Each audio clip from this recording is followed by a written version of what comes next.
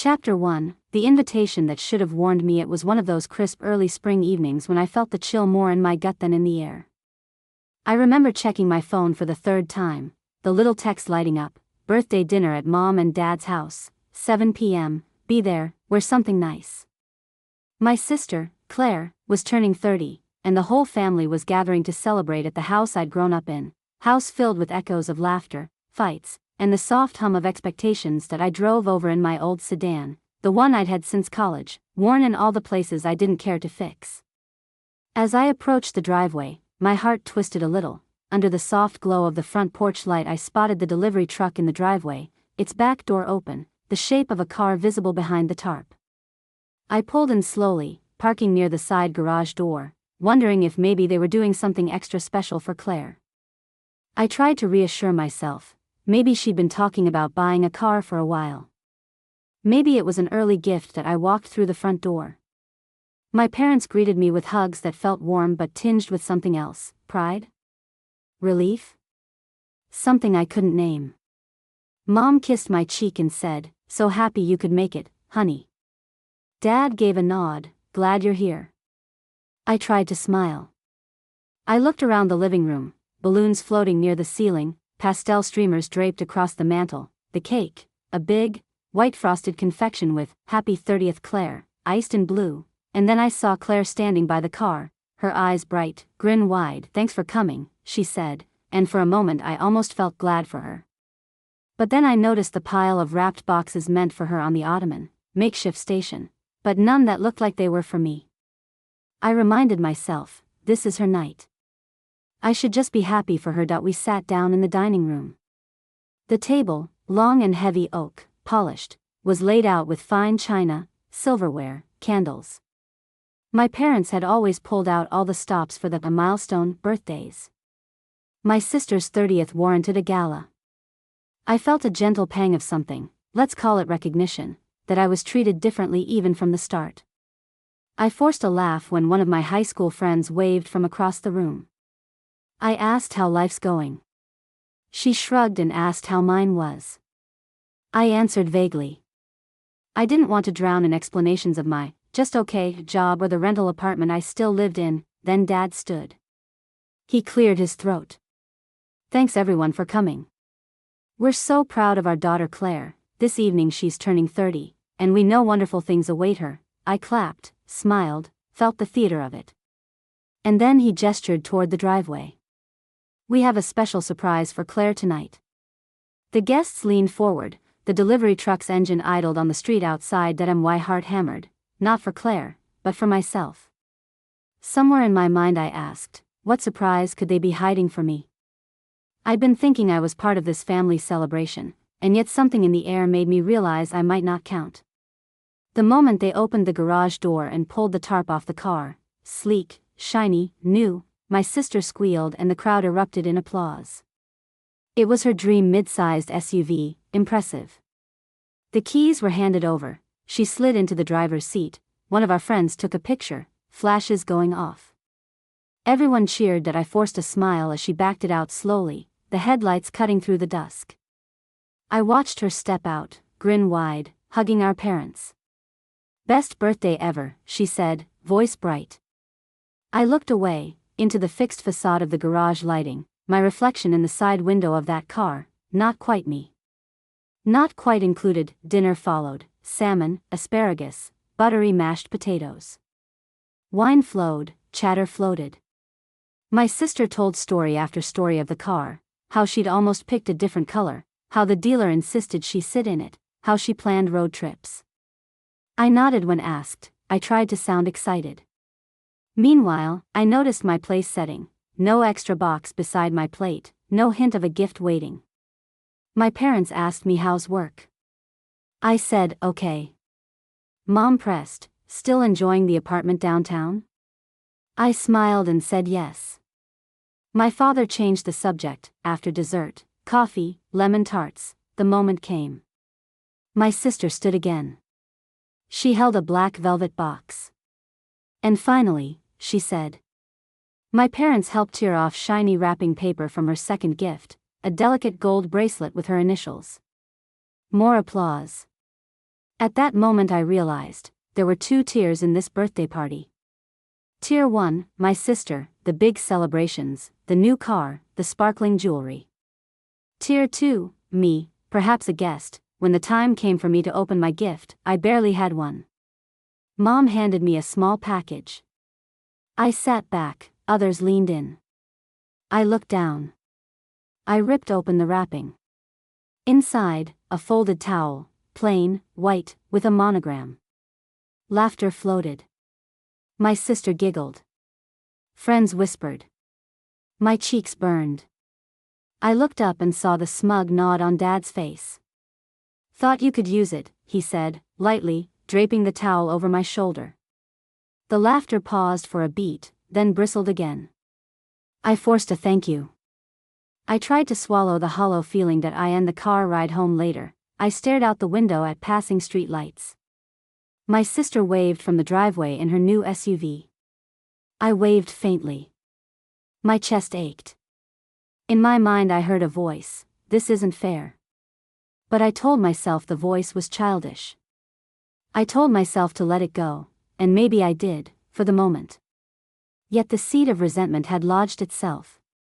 And something inside me shifted, a quiet promise that I wouldn't be the one getting a towel next time. Chapter 3, the dinner where I didn't shrink. 6 months passed. 6 quiet, productive, disciplined months. The studio wasn't big, just a single sunlit room in a co-working space downtown, but it was mine. I called it Second Draft, partly as a nod to design, partly as a symbol of my life finally getting a rewrite. I had 4 clients by then. Modest projects, but real ones. A logo for a bakery, brand visuals for a local yoga instructor, packaging for a skincare line. Each one paid on time. Each one gave me the smallest but most sacred thing, ownership. That October, my mom texted, "Family dinner for Dad's birthday. Just us.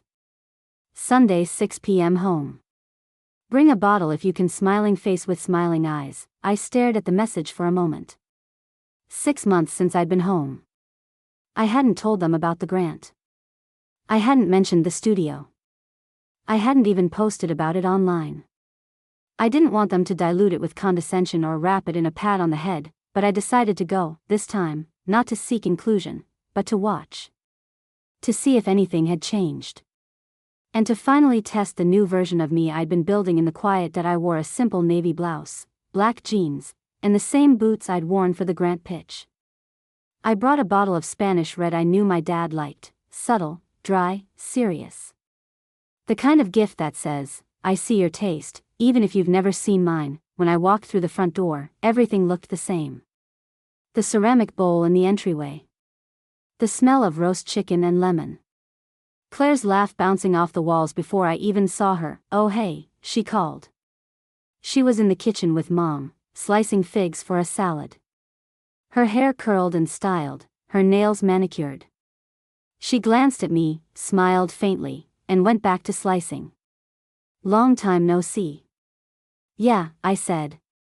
"Been busy." Dad emerged from the living room.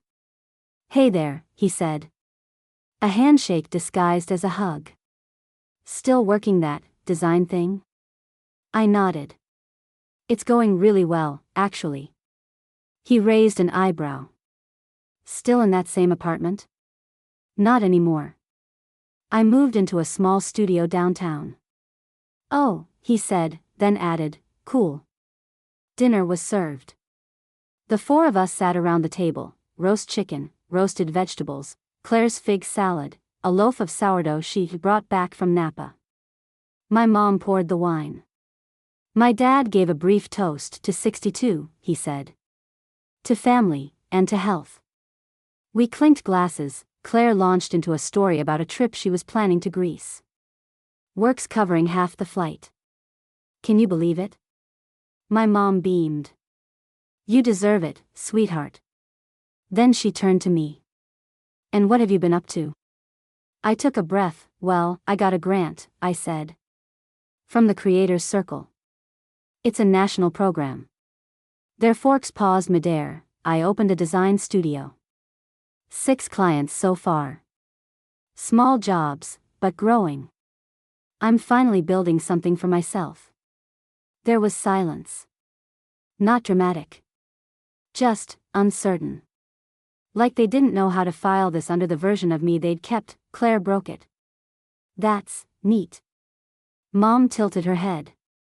So, like, logos and stuff? Logos, brand systems, packaging design, storytelling, I said. I've been consulting, too. Helping people reposition their businesses. Dad nodded slowly. That's real work. It was the first time I'd ever heard him say that. After dinner, we moved to the living room for dessert. Claire handed Dad his gift, a leather watch. Elegant. Branded. Probably expensive. He grinned and kissed her forehead. Mom passed him a card. Inside was a gift certificate to a golf course. Then Claire turned to me, smirking slightly. Your turn. I blinked. Sorry? We didn't forget this time, she said. She reached under the couch and pulled out a flat, square package. Open it. Cautiously, I peeled it back. Inside was a thick towel, just like the one from before. Embroidered in the corner was a single word, hers. Laughter erupted again. Softer this time. Not cruel, but mocking. That I looked up. Mom was smiling nervously. Dad sipped his wine, and I didn't laugh. I didn't cry. That I folded the towel neatly. I stood up. Thanks, I said quietly. But I already have what I need. I placed the towel on the coffee table. Picked up my coat. And left. No drama. No storming out. Just quiet power. I in the car, I drove back to the studio, not my apartment, not some temporary corner of the world, but my own space. I unlocked the door. Turned on the lights. Sat at my desk and smiled, because for the first time in my life, the towel wasn't a symbol of rejection. It was proof that they still hadn't noticed I was no longer standing in that room. Chapter 4. The call that changed the story. 3 weeks after the dinner, I was working late at the studio. The city was quiet, just the occasional hum of a passing car below and the glow of my desk lamp warming the room. I was finalizing a brand deck for a local sustainable fashion line, carefully aligning typography and image slides, when my phone buzzed. Unknown number. I let it ring once. Twice. Then picked up. Hello? Hi, is this Eliza? The voice was crisp, polite, female, early 40s maybe. Yes, who's speaking? My name is Rachel Denning. I'm the Assistant Director of Brand Partnerships at Harthwell Collective. I hope I'm not calling too late. Harthwell. The name rang a bell. I sat up straighter. Not at all, I said, heart beginning to thump. I came across your brand story presentation for Solara Skin. The founder forwarded it to us. I have to say, I was really moved by it. It felt like more than design. It felt like narrative architecture. Narrative architecture. No one had ever used words like that about my work. Not even me. That means a lot, I said. Thank you. We're launching a new sub-brand for women-led businesses, something intimate, authentic, story-driven. And I was wondering if you'd be open to working with us. Possibly leading the narrative and design direction for the campaign. I was frozen for a second. Then I exhaled. Yes, I said. Absolutely. Wonderful. I'll send over the initial brief tomorrow morning. We'll want to feature you in our fall showcase as well. Part of our Creators Circle alumni highlight. That caught me off guard. You're a Creators Circle recipient, right? Yes, I said. But I didn't know you. We sponsor part of the program, she said. Your name came up on our radar a few times. It just took a while to connect. When the call ended, I didn't move for a full minute. The screen dimmed in my hand. My mind buzzed. I looked around the studio, the plants by the window, the mock-ups pinned on the corkboard, the faint scent of jasmine from the candle I kept by the keyboard. This was happening, and no one in my family knew. For the first time, I wasn't desperate to tell them. I didn't want applause or validation. I just wanted to build. Quietly. Fully. Authentically, but life, of course, doesn't let stories unfold without irony. That Sunday, My mom called. I ran into Mrs. Kendricks at the farmer's market, she said. Her niece works at some creative company. She said your name came up at a meeting? I paused. Harthwell, I said. That's it, she replied. She said they're huge. And that you're doing something impressive? I heard the shift in her voice. Like a page turning mid-sentence. I said simply. There was silence on the other end. Then, well, that's wonderful, sweetheart. We're proud of you. She meant it. I could tell, but it felt late. 2 days later, an email arrived. Subject line, Fall Showcase Speaker Confirmation, Harthwell Collective. I clicked. The event would be hosted at the Glasshouse Pavilion. VIP brands, press, panels. And I'd be featured as one of 5 keynote storytellers. Below my name was a title, The Designer Who Turned the Towel into a Studio. I stared at it for a long time. The irony was delicious that I printed the email and pinned it to my studio wall. Not for ego. For memory, because sometimes, the cruelest gift becomes the seed of your greatest bloom. You can replace this text with any text you wish. You can either write in this text box or paste your own text here. Try different languages and voices. Change the speed and the pitch of the voice. You can even tweak the SSML, speech synthesis markup language, to control how the different sections of the text sound. Click on SSML above to give it a try. Enjoy using text-to-speech.